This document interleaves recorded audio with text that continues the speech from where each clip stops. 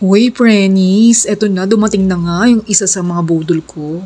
Alam mo yon, itong nakaraang linggo talaga naman, beast mode ako sa brownout, power outages, ilang beses yata nangyari yon. Hindi mo naman masisisi dahil tag-ulan talaga ngayon at uso ang brownout. Kaya eto naman, napa-check out ako ng solar-powered electric fan. Kasi no isang beses nag-brownout ng sobrang haba at talaga naman tagaktak ang pawis ko.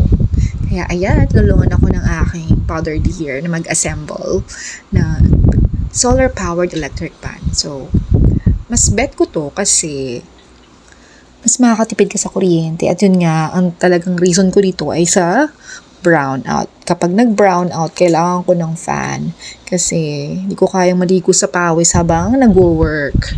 Ayan na nga. At ayan na ang aking solar-powered electric fan. Stand fan siya.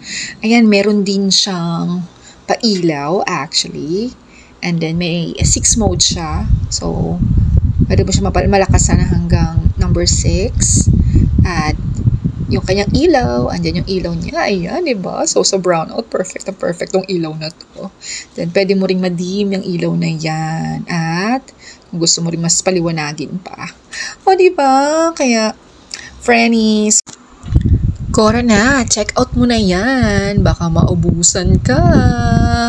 Ang ganda pa naman ito. Super tipid pa sa kuryente.